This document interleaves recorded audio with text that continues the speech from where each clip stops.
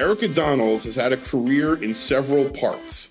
She's worked in finance. She's run for and won a seat on the Collier County School Board. And she's worked in education in charter schools and more. The Business Observer writes regularly about high-performing leaders like Erika. To read stories like that and more, subscribe to the Business Observer. Go to businessobserverfl.com to sign up. Hello and welcome to the Business Observer's From the Corner Office podcast. I'm Mark Gordon, managing editor of the Business Observer. Today's guest is Erika Donalds, founder and chairman of Optima Ed and the chair of America First Policy Institute's Center for Education Opportunity. Erika, welcome and thanks for being here. Thank you, Mark. I appreciate it. Excellent. We're going to talk about education and leadership and even the financial industry because you had a pretty extensive career there as well. But let's start with, we're going to do some rapid fire questions. I want our audience to get to know the real Erika before we start talking to the business stuff. Okay, we're going to start you off easy. What are the two most used apps on your phone? Oh, definitely X. That's where I get all my news. I'm on it all the time, every day. Yes. And besides the typical email, I'm also on YouTube a lot, mostly for newscasts, podcasts, and things like that. Just keeping up with all the news of the day. Oh, gosh, only two, because ChatGPT is my best friend now. I use it. Really? Oh, yeah. Give us it, because I'm just fascinated by, I'm late. I know what it is. Obviously, I'm late to using it. Give me an idea, what do you use chat? I'm thinking work, but what do you use it for? Anything that you would otherwise use Google for, it just spits out the information for you in a much more digestible manner. You don't have to go into every web page to find the answer. It's going to bring it all to you in one concise way. If you want to dig in further, you can always click through. So anything that you think that you would Google, I would say put it in ChatGPT and see what comes out. But I also use it a lot for business. I might load up, now this would be on the computer, but this is important. I hope people will try it. I would load up a contract and say, hey, tell me what's unusual about this contract, or if I'm looking for XYZ, what should I be cautious about?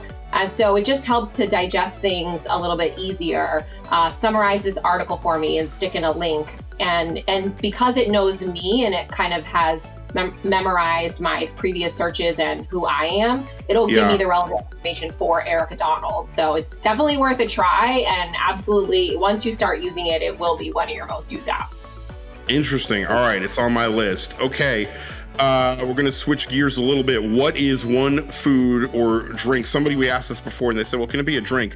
What's one food or drink you would take with you to the proverbial deserted island? Chips and salsa all day long. Maybe throw some guac in there. Maybe I get a trio if we're talking about one meal, right. The cheese, guac, and the salsa. But I could definitely live on chips and salsa my whole life. All right, chips and salsa. I love it. It's a party of one. Erika, last rapid fire question. Who is one person, dead or alive, that you would love to have dinner with or maybe chips and salsa with? Right. The first person I think right now is Megyn Kelly. I just was talking about her this morning and wanting to be on her show sometime. I do think she's, I hate to say it, but maybe the Rush Limbaugh of the day. I don't know anybody who doesn't listen to her and just really appreciate her perspective on all the things. So I would say Trump, but I've already gotten to have dinner with him. So that's pretty cool. That is amazing. But not Megyn Kelly yet. Yeah, well, that's right. You notched one. And I think Megyn Kelly, outside of the perspective, she's also fascinating from a media personality, because I believe she just but she's launched this whole enterprise now where there's other people on her station or platform or whatever your word is, that is not easy to do, to build that kind of platform. Well, she's basically the definition of new media because he broke out of the mainstream media mold and now has the freedom. And I believe that this Megyn Kelly, and I told her this, I did get to meet her when Byron was on her show, that this is the best Megyn Kelly, Kelly. So I appreciate that courage. And then also, to your point, what she's built out of that has been absolutely incredible. Yeah. For sure. All right. Well, we're going to get a little bit more into your career, Erika, which is also, I think, pretty impressive and incredible. Before we go into your deep background, tell us right now, what is Optima Ed? What is that organization's niche and sort of mission, and what's your involvement there? Well, Optima Ed specializes in immersive learning, including the world's first virtual reality school, Optima Academy Online, which is serving students around the country and frankly around the world. We created a virtual reality based curriculum, K to 12. And not only do we run our own school, which was projected to have about 1,500 students this fall, we've also packaged VR field trips that are being used in people's homes for personal use, for education purposes, but it also in schools around the world where brick and mortar schools have a group of VR headsets. And if they're learning about the lunar landing, the class is putting on those headsets and going to the moon. If they're learning about ancient Rome, they travel there as well. So it's a real life magic school bus technology that really helps students through immersive learning to remember what they've learned and be more engaged in their learning. And it's great for history, for science, when it comes to taking apart cells and dissection. So it's a really exciting technology. We've really leaned into that. You know, in the past, I've also opened other brick and mortar charter schools in my previous organizations. But Optima Ed can be found at optimaxr.ai. You can see all of our available products there. And within that, you talked about this opportunity that you're creating, and that's been big for you for several years to create opportunities for students. What's sort of the second part of your day-to-day job, the Center for Education Opportunity? What does that involve? Well, you know, I've been working on school choice policy for about 15 years now in the state of Florida, and then beyond that in other states. We've been very successful in expanding education freedom here in Florida, and we're exporting that to other states. And now some of the federal policy that I've been working on very closely with the Trump administration in order to empower parents and return education to the states. And what that looks like is, for example, in the Big Beautiful Bill, we've got the Education Choice for Children Act, which would be the first ever tax credit scholarship program at the federal level. It gives a dollar for dollar tax credit for individuals who want to make donations to scholarship funding organizations. And those organizations can then use those dollars towards private school scholarships for families. It's really all about what I needed as a mom. I needed a school choice option for my son. I didn't have it. And even though I didn't have the means, I found a way to do it. But there's so many parents out there. They deserve to be in the driver's seat to select the best education opportunity for their children. And we want to empower them to do that. Yeah, and so you talked about, how you got into this world, this segment of education, but from a business career standpoint, it's a good segue because you were doing something totally different than education. You had a finance career, I believe you were running a company or maybe a couple of companies. I'm trying to remember exactly. Tell us about that side of your career leading up to education. Yes, I did not expect to be in education. I have an accounting degree from Florida State. I have an accounting master's from FAU, a CPA, and I spent 20 years in the financial services industry, just working my way up to being the youngest named partner in my firm, and then eventually the chief financial officer and managing director over a $2.5 billion investment management firm based out of New York and with office in Naples. So I was going back and forth, and really at the peak of my career, I did oversee all of the non-investment operations of the company, including auditing and all of our limited partnerships, hedge funds, mutual funds. So I had a lot of different companies under me as well. And that was great experience and really a success, certainly for someone who was in financial services. But I then made the questionable life decision to run for school board. And that was part of the impetus to switching careers and really focusing all of my energy on the education space. Yeah. So, and tell us about from a leadership perspective, and it could be really education too, but that side of your career, what did you learn about leadership, about yourself, about being a good leader with your financial experience and in that organization? Yeah, it's a great question. I think we've all had bosses in our lives that really had an impact on us. I certainly did. Tim Dalton, who was the founder of our firm, was an incredible leader, a very inspiring, but who had very high standards. My CEO and partner at the time, Bruce Geller, I talk about him being the best boss I ever had, even though he would light me up at times Really? when there were things that he needed or wanted to see from me. But it was the high expectations and that expectation of excellence, but along with care and love. And, they weren't getting on me because they were upset with me. They wanted me to succeed. Yeah. It really gave me a lot of opportunities to succeed, but also always holding me to a very high standard. And that has taught me, of course, it's made me do better in my career and every career move that I've made after that. But also now that I am a leader and a boss, I want to do the same thing. I have high Yeah. expectations. I expect excellence, but I love you. I care about you, and I want to see you succeed. Yeah. I mean, that's amazing to have to sort of balance both sides. With this gentleman, Bruce, is there something that stands out to you, a specific incident or story where you felt you had done something? He's like, hey, this wasn't up to par, that you learned a lot from, something stand out in that way?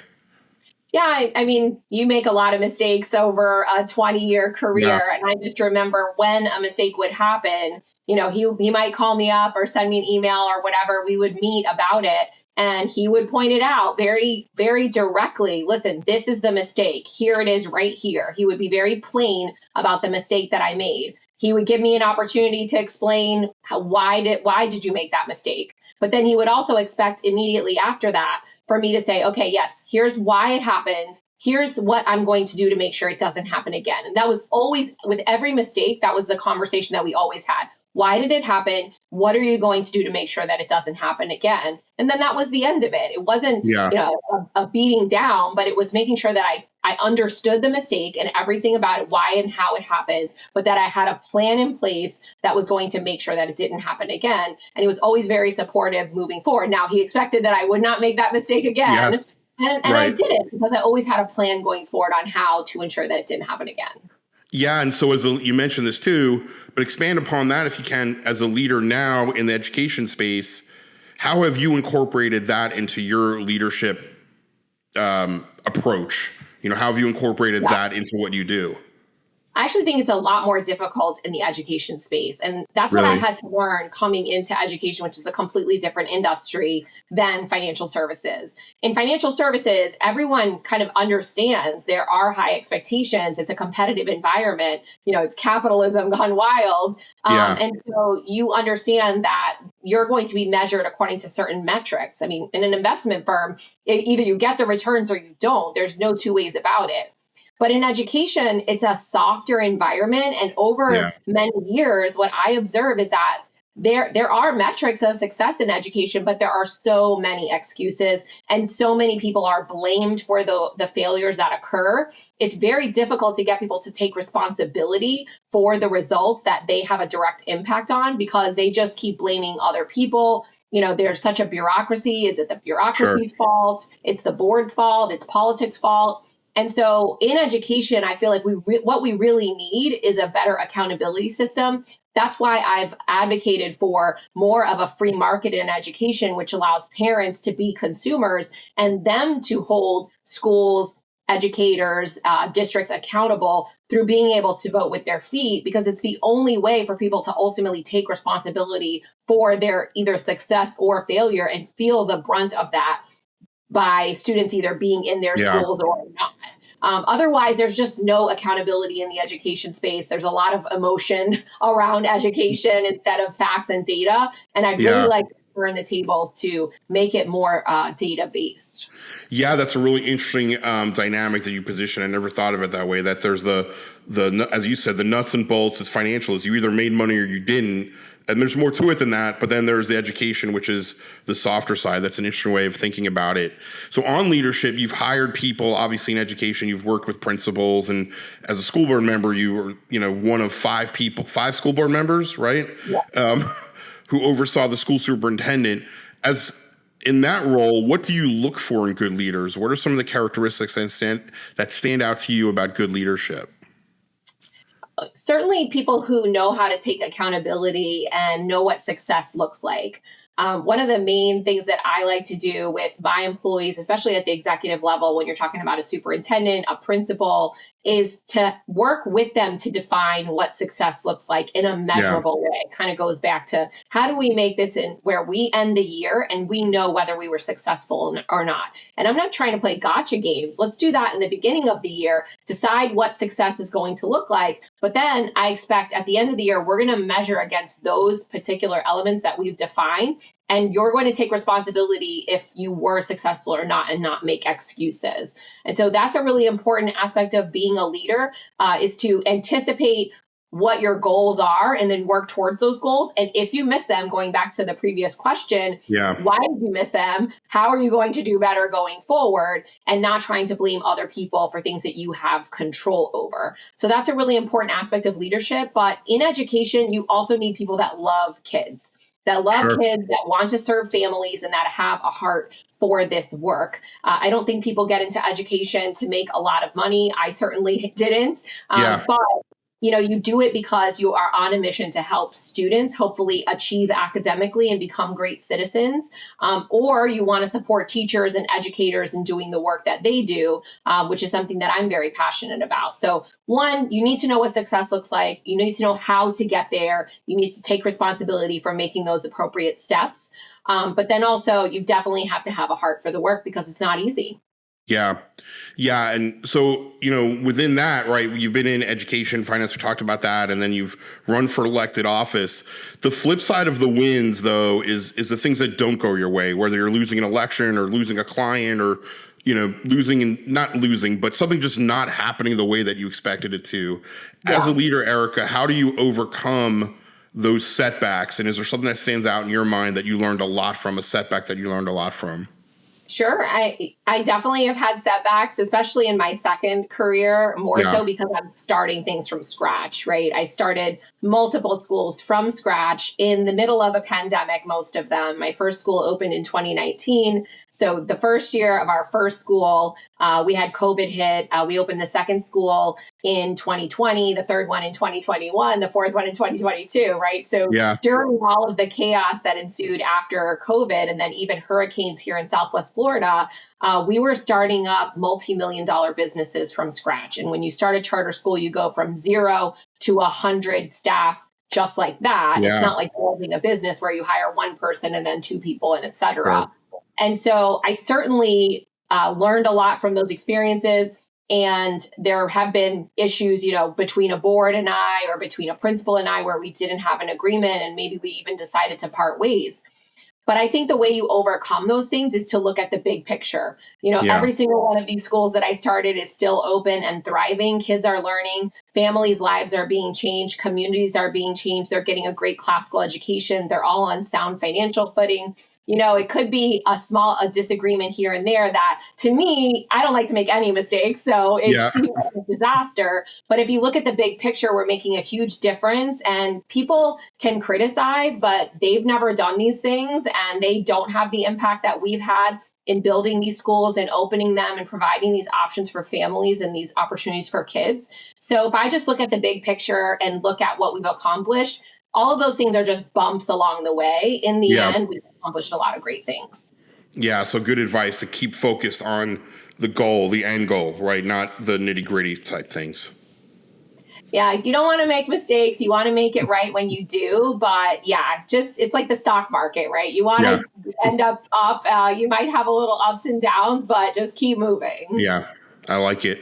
All right, Erika, as we're getting toward the sort of middle of 2025, what can we look forward to from you, and kind of what is next for your organizations, the entities that you work with? What's happening the rest of the year? Well, Optima Ed and Optima Academy Online continue to grow exponentially. I think you're going to see Optima Ed in a lot more school districts. It's very difficult to break into school districts with new technology. They're kind of lagging behind a lot of the independent schools that are more cutting edge. But we're seeing a lot more interest in virtual reality technology in traditional school districts. So we're excited because those students deserve an immersive learning experience as well. And then to continued growth in Optima Academy Online here in Florida and in other states as well. America First Policy Institute, the policy work that we're doing, not just at the federal federal level to expand school choice, but we've also launched 16 state chapters, and we're working to continue to expand education freedom in the states through education scholarship accounts. So we'll see as states start up their legislative committee work and sessions in the last half of the year, more and more expansion of school choice. We just celebrated 17 states with universal school choice in the nation. So that's really accelerated tremendously. But personally, I've also been traveling around the country doing a lot of speeches in front of different groups, whether they be business groups, education, policy groups, trying to spread the word about the need for education reform and accountability and education freedom, not to the end of just being on stage, but to the end of convincing people that this is a worthy cause that they should also be interested in and supportive of. Excellent. Well, Erika Donalds, education entrepreneur, founder of Optima Ed, and chair of the America First Policy Institute's Center for Education Opportunity. Thank you so much for joining us on the From the Corner Office podcast. Thank you so much for having me. It's great. Thank you for listening to the Business Observer From the Corner Office podcast. I'm your host, Mark Gordy. This podcast was produced by Reed Corley of the Corley Company in Sarasota. To hear more episodes of From the Corner Office podcast, go to businessobserverfl.com.